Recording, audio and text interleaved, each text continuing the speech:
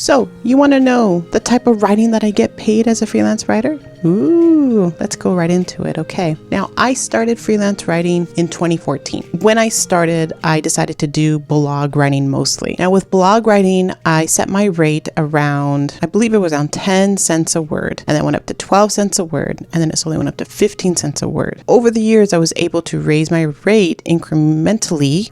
Over the years, I was able to raise my rate to what it is right now. I've also changed and adapted the type of writing that I do. So in the beginning, it was just blog posts. That's all I called it. I niched into long form writing, so long form blog posts. Then I niched even more into SEO long form writing. And now I'm doing SEO writing, but I'm not really focusing on long form writing anymore. Before I would write up to 2,000 to 3,000 words. Now it's 1,500 to about 2,000 words that I will write for clients. And I'm doing this because I want to write for more clients, and then I can write these things in one day versus taking multiple days. When I write something that is a 4,000 word guide, I need to source all of the information. A lot of the times these guides are tools and products. I have to now sign up to these, learn this tool, watch YouTube videos, do all this stuff to learn everything about that product or service to write about it. Versus if I did a shorter post, all I need to focus on is maybe some key features, and I just have to write about those in a shorter blog post, right? So it's easier for me to submit that, and then if they want another post with more features, to do that another week kind of thing. But for some reason, have a harder time with blog posts that are over 2,000 words, because for some reason it does take me longer, versus knowing that I only need to write 1,500 words. I know I can whip that out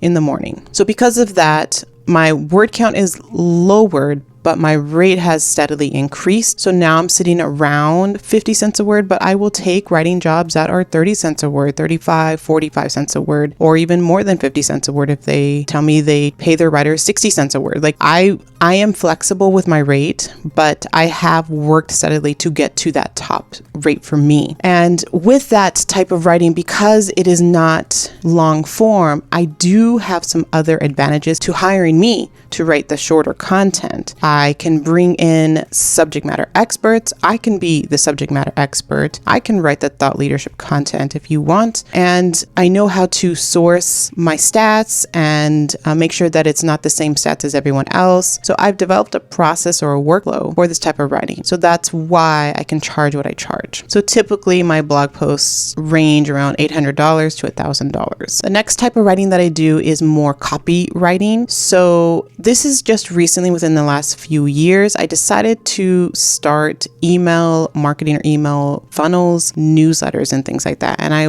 quickly landed like 3 or 4 clients that wanted weekly newsletters, that wanted campaigns, promotional campaigns for their products. So I was really fortunate to have those clients early on so that I can learn their business and how to write for their audience. When I started, I charged $150 per email. So it's slowly gone up to $200 to $300 per email. So I am interested in working with more solopreneurs, but I'm open to working with startups, like SaaS startups. So I can really fine tune my writing for that type of client. But I am happy writing for the solopreneurs, the coaches in particular. It's a fun group of people, and I can find them easily on Instagram. And then the other type of writing that I do now are landing page copy. I get asked all the time from other bloggers to do their landing pages, but a lot of times my rate, it's usually starts around $500. It's a little bit too high for them, but some of them have given me an opportunity. So I started creating landing pages for them. And then now I offer it for these coaches. So sometimes I will do the landing page for their incentive and then write the welcome series for them, or write whatever promotional campaign based on people signing up to that incentive type of thing. So it does go hand in hand, which is nice. I can, I guess, up the cart value for each client that I have if I can offer that. Another thing that I was interested in, but I don't really like, are Facebook ads. So I actually took a Facebook ads course. I learned about Facebook ads. I might get into it more, but at the moment, it's just not my cup of tea. I've had prospects ask me to do LinkedIn ads, Pinterest ads, Facebook ads. So, and I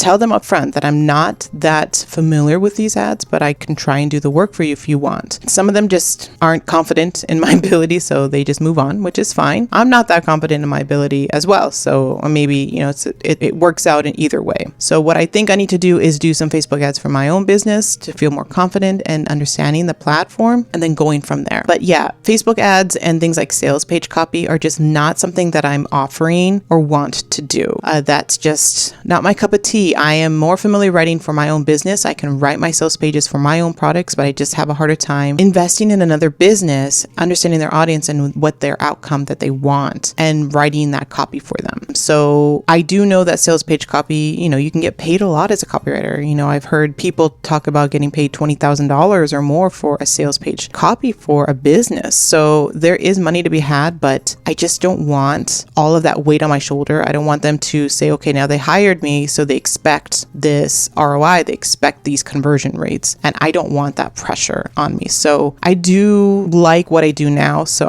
I don't offer those types of high stakes types of writing deliverables to clients. So you might be wondering, well, how did I learn these skills? What was it that helped me get this type of rate? Now, like I said, with my blog writing, it took years to iterate to what I am doing now. With email, within the last 3 years, I decided to offer that. And what helped me be confident in offering that was because I was doing it for my own business. So a lot of times I think with writers, if you can demonstrate it in your own life, then you can offer it to other people. So even if it's taking a course, like right now I'm taking a writing hooks course to learn more about those intros and to hook people in easily. That could help me with my sales writing. Maybe down the road, I can be more comfortable, like I said, with those Facebook ads, with sales writing eventually, if I feel more confident. But like I said, I'm improving my skills so that I can offer this service and then offer it at a sort of discount rate when I first start and open a new service, and then I can get clients, get proof, and then increase my rates. So with emails, the bare minimum was $100, but I started with $150. I got the clients, moved up to $200, got the clients, got up to $250. So I'm getting those clients that will pay me that rate, and then I can increase my rate. I'm not going to go more than $300 per email, and then I might start doing more grouping. So, a 3-day promotional email funnel, a 5-day one, things like that, so that they pay for a group of emails. And that might be better for my business. And the same thing with landing pages. I was doing landing pages for myself, and then other bloggers wanted landing pages for their business. And a lot of times it was low stakes. Like for me, I've been a reader of their blog for a while. I know who they are. It was easy for me to just create a landing page incentive for a free opt-in kind of thing. So I wasn't nervous or anxious over something like that. It just gave me more confidence. And with that, I was able to set my rate. In the beginning, landing page copy was like $200, and then it went up to $300, quickly up to $500. And then I was offering that. And so bloggers weren't biting. So then I needed to find another client that would pay that. And those were more solopreneurs. So coaches in particular, right? So that's how I sort of worked around increasing my skill set, increasing my rates, wanting to learn more about my writing skills so that I can improve it. As a freelance writer, it's important that you always strive to be a better writer. And you can do that by learning. One of my goals is to learn more journalistic type of writing. Let's see if I can get that under my belt. So then I can add that again to my rate to look more like a well-rounded writer, right? So hopefully that helped you. Let me know in the comments below what type of writing that you do. And if you want to share that, that's great. And make sure to like this video, give it a thumbs up, and I'll see you in the next video.